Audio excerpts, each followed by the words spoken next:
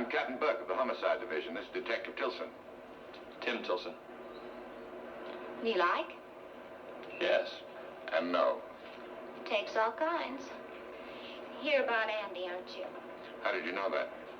Well, I was supposed to return to meet him at the gallery.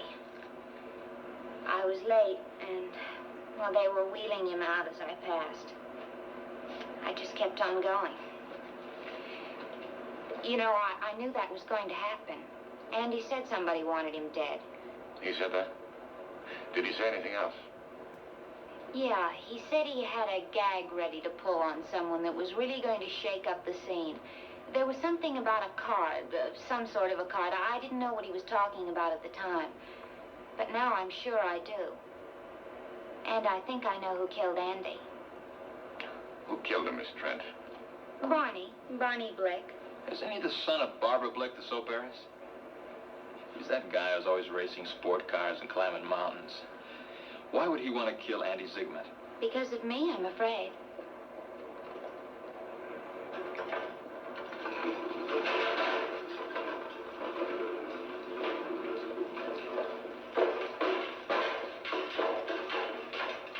I'm afraid you'll have to explain, Miss Trent.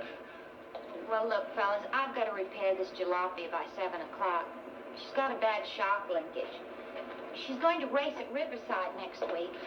So if you don't mind talking to me while I work, well, then I think I can tell you everything you want to know. Did you love Andy Zygmunt? Yeah. But he only saw me as a girl who could help him with the mechanics of his art. And the ripples go out and out. I loved Andy, Andy loved Deirdre tomorrow, and Barney Blick loves me. That's quite a parlay, isn't it? Oh, Barney's all right. I mean, he's got a heart, too.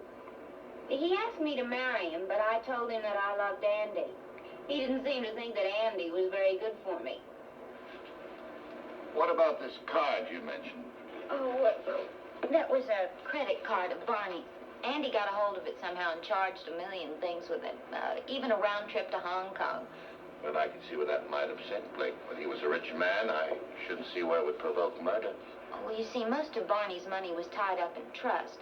His mother threatened to cut him off unless he watched his spending. Andy really ran up the bills pretty high to hang Barney up. It made Barney furious. Would you hand me that screwdriver, please? You bought one of Zygmunt's canvases today, didn't you? Yes, that's right. Miss Trent, if you were such a big help to Zygmunt, why did he let you buy one? Why didn't he just give you the painting? Give it to me. You're kidding.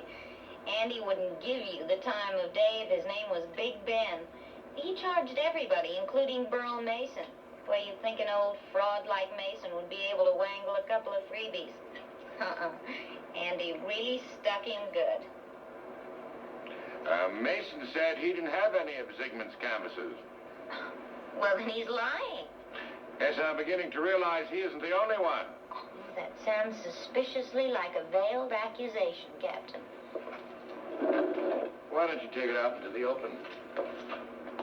You'd have us believe that Barney Blick did the job. Some people we talked to have offered your name as most likely to succeed. Well, that's pretty dumb. Can I help you? No, I can handle it myself. I'm a lot sturdier than I look. Sturdy enough to jam a man onto steel spikes? Not me, Captain. Barney Blick. Where can we find him? Well, knowing him, I'd say he's at the airport. Airport?